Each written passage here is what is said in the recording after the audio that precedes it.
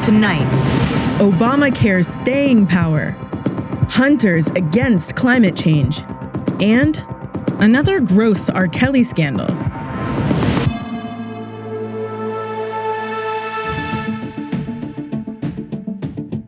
Minneapolis's police chief is asking for an independent investigation into the shooting death of Justine Damon.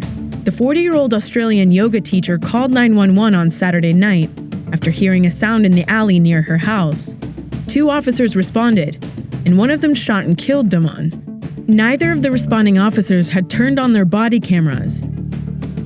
South Korea's government, under recently elected President Moon Jae-in, is proposing rare direct military talks with North Korea as early as this week. The overture to stop hostile activities at their joint border comes after several missile tests by the North. Pyongyang hasn't responded yet, but if the meeting happens, it would mark their first set of high-level talks since 2015. 평화와 긴장 완화를 위한 남북 간 대화와 협력은 북핵 문제 해결에 기여하고 남북 관계와 북핵 문제의 Chinese censors have banned images of Winnie the Pooh on social media. The block comes after netizens circulated comparisons between the honey-loving character's rotund figure and Chinese President Xi Jinping, though authorities didn't give an official reason. The memes were widely shared in 2013, but the latest Pooh crackdown comes ahead of this fall's Communist Party Congress, where key political appointments will be announced. Russia says any conditions the U.S. sets to return 2 of the country's diplomatic compounds would be unacceptable. The Kremlin spokesman said the properties, located in Maryland and New York, and seized by the Obama administration as part of sanctions against Russia for its meddling in the 2016 election, should be returned without caveats. Kicking off his Made in America week, President Trump showcased U.S.-made products at the White House, which included guitars, rakes, and cowboy hats. He also climbed into a fire truck before making a speech. We've signed more bills, and I'm talking about through the legislature, than any president ever. For a while, Harry Truman had us. And now I think we have everybody, Mike. I better say think, otherwise they'll give me a Pinocchio.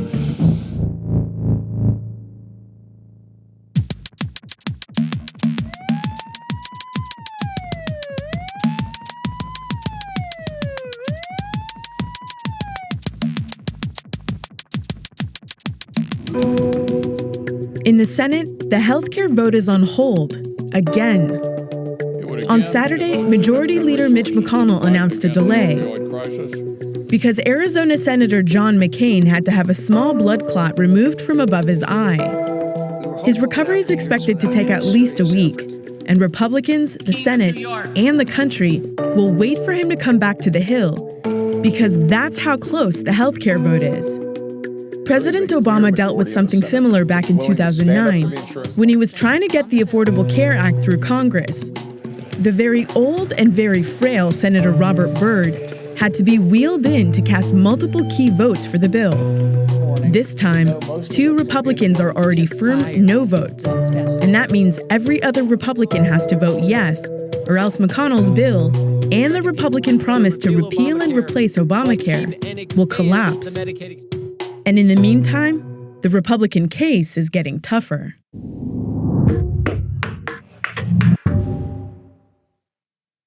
Why is this so hard? One reason is that the Republican talking point that Obamacare is an abject failure just isn't cutting it these days. Turns out, it's hard to convince people Obamacare is garbage after people have seen it benefit their own lives or the lives of people that they know. Let's break it down. Insurance is now, well, more insurance-y. A Consumer Reports study in May found Obamacare had helped cut personal bankruptcies in America in half since it was implemented. We used to talk a lot about people who were underinsured. Karen Politz at the Kaiser Family Foundation took me down health insurance memory lane today to a time before the ACA. 75% of plans back then didn't cover maternity care. 60% of plans would only cover a fixed amount over your lifetime. If your coverage cost more than that, you're screwed. Almost half didn't cover addiction treatment, and more than a third didn't cover mental health.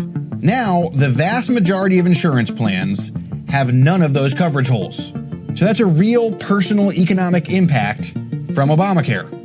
The healthcare economy is feeling impacts too. Some of the sharpest criticism of the Republican proposed healthcare bill has come from the health insurance industry. That could be because, over the past 10 years, healthcare stocks have done dramatically better than the S&P 500 as a whole. Now, is it all sunshine and rainbows? Not at all. It's true that for some people in some states, Obamacare has meant higher premiums and fewer choices. Polling also shows that most Americans want changes to this law. But the improvements in healthcare make it impossible to honestly argue that the ACA has been a total disaster.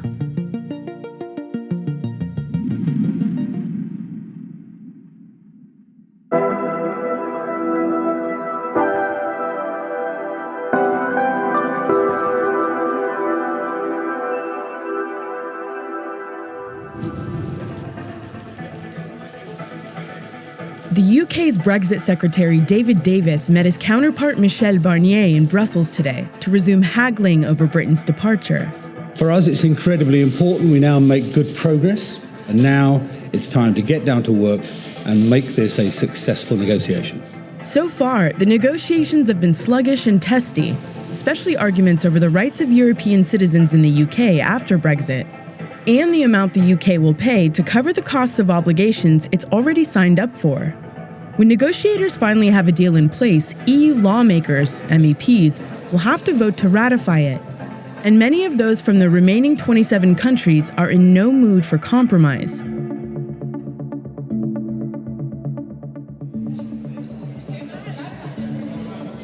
I'm going to pull you back a year. The United Kingdom has gone to the referendum, the votes come in, and they voted to leave. What was your reaction?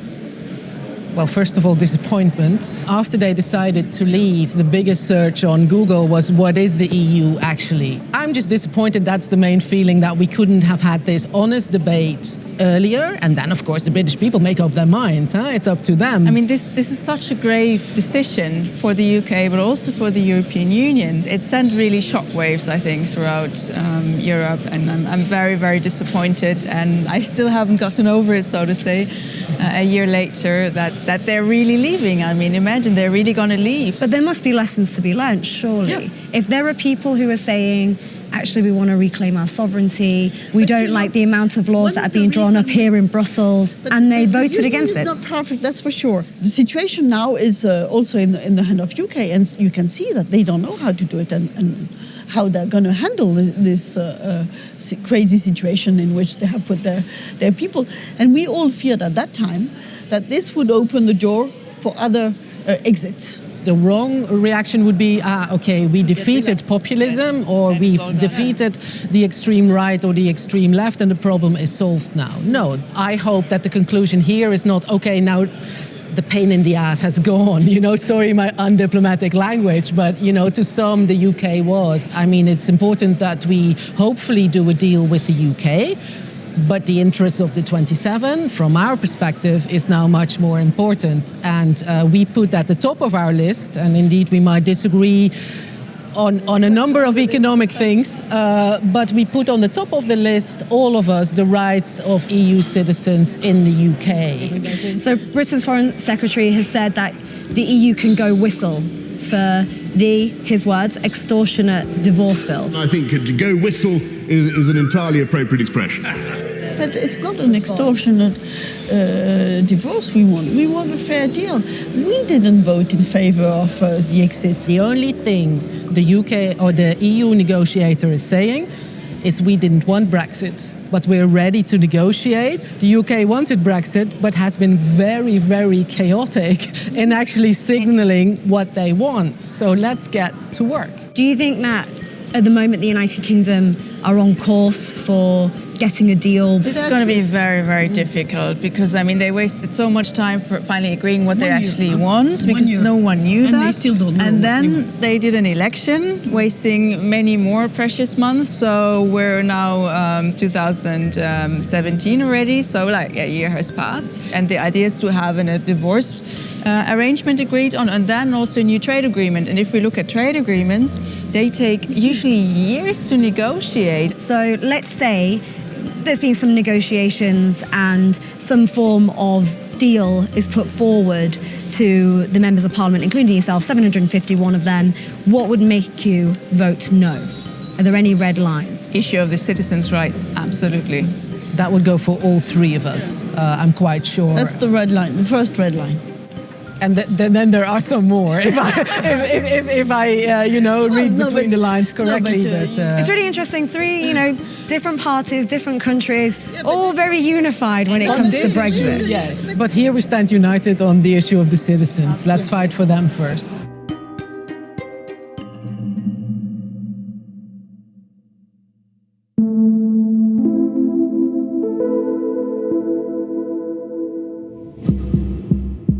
This is Bill Geer.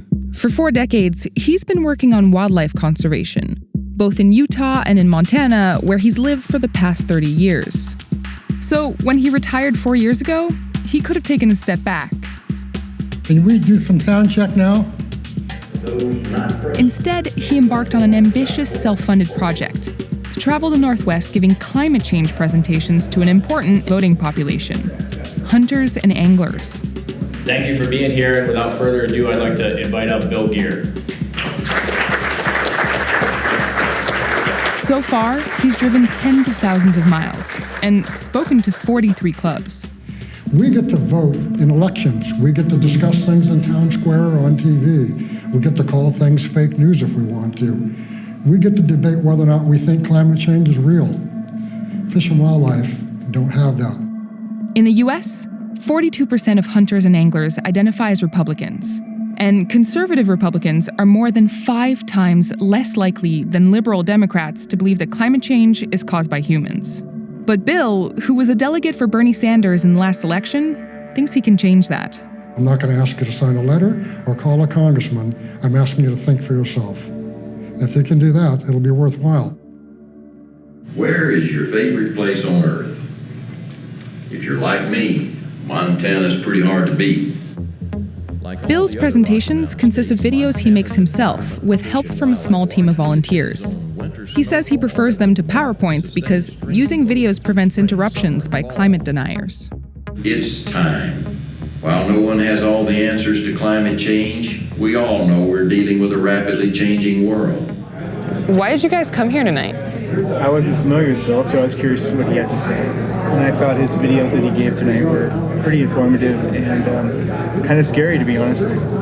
What did you think of the presentation? The part of this whole presentation, which dealt with Montana, I think kind of speaks for itself. Are you Republicans, Democrats? I bleed red, white, and blue. So no specific affiliation? I have a really hard time with everybody back in Congress and Senate right now.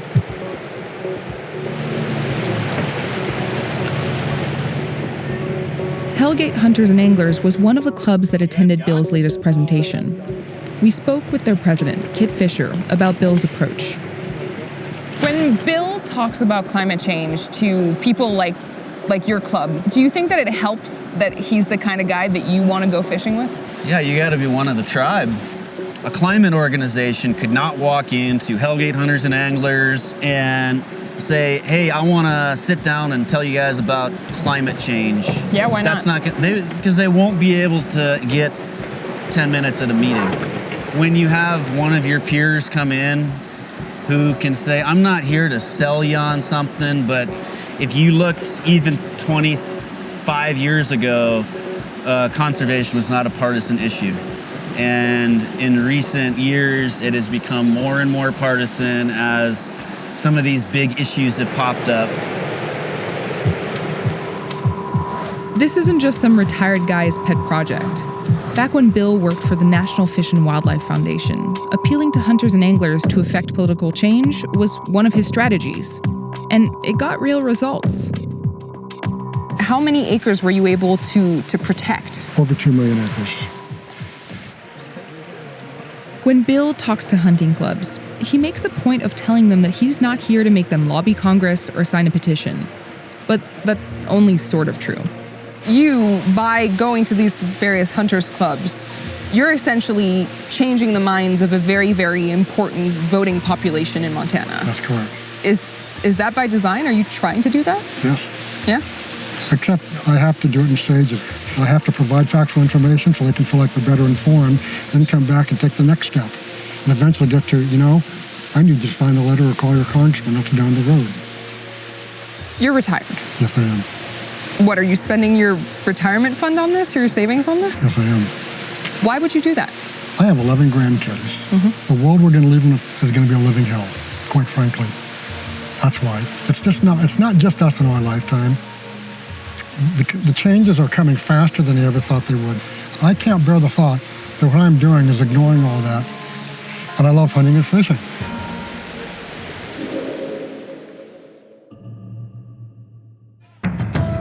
In 2002, music reporter Jim DeRogatis received a videotape that allegedly showed R. Kelly having sex with an underage girl and urinating in her mouth, which set off a child pornography trial. The singer was acquitted of all charges.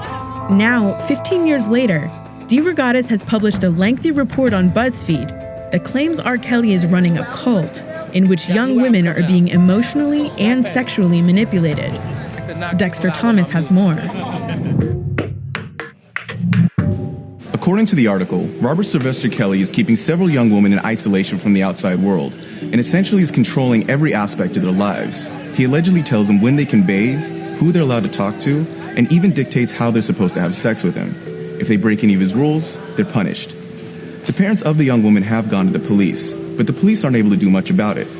That's because unlike the charges of child pornography that put him on trial in 2008, what's happening here isn't necessarily against the law.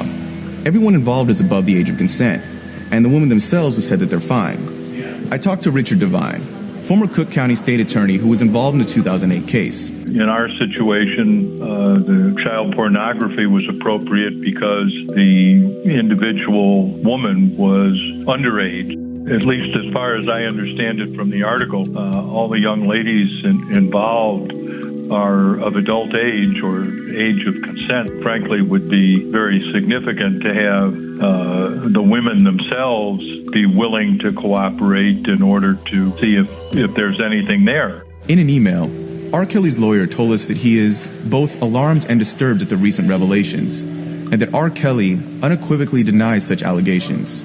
So what happens next? Well, it depends on whether or not people care more about this than they cared about the child pornography case 9 years ago. After all, that trial didn't end his career. It didn't stop Lady Gaga and Justin Bieber from wanting to collaborate with him. And it didn't stop Alexander Wang from featuring him as a model. It also didn't stop his album from going #1 last year. And people are still going to his shows. And unless he cancels this next one, people will probably still go to his concert next week. A lot of companies are making money off of R. Kelly. And unless they all of a sudden decide to stop doing business with him, this scandal might blow over just like the last one.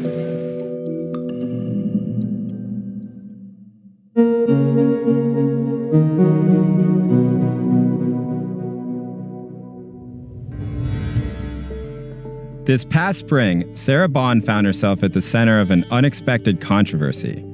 Sarah's a classicist, a profession that doesn't really attract conflict, especially about race. This particular controversy, weirdly enough, was about an article she wrote on ancient statues and something called polychromy. White marble statues are what you normally see when you go into any museum today.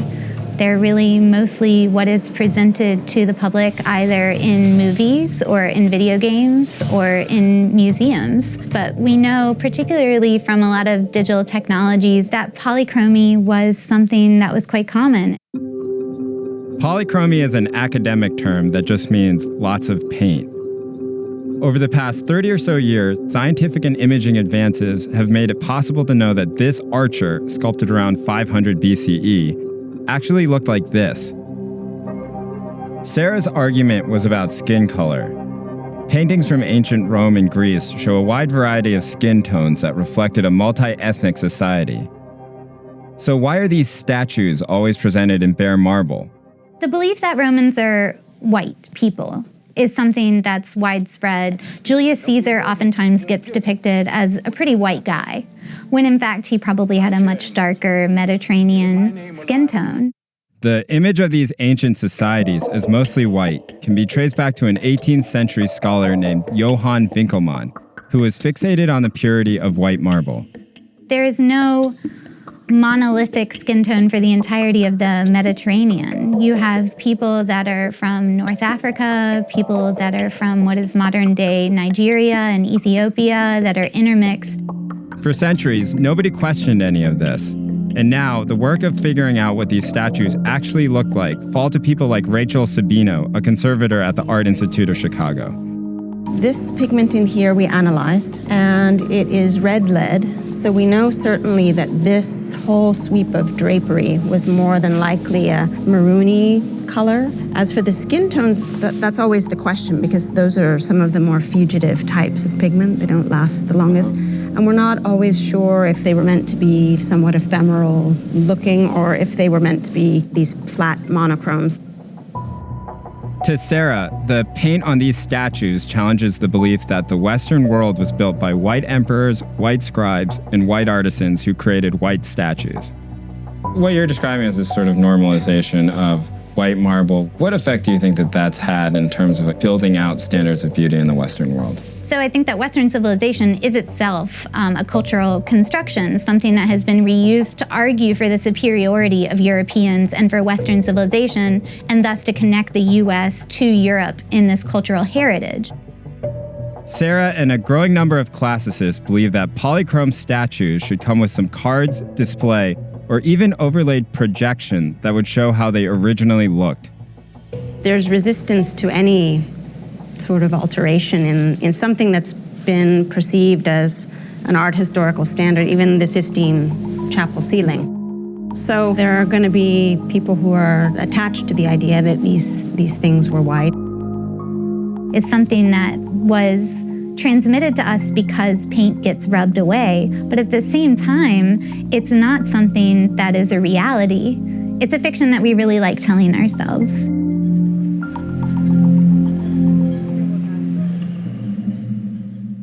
That's Vice News Tonight for Monday, July 17th.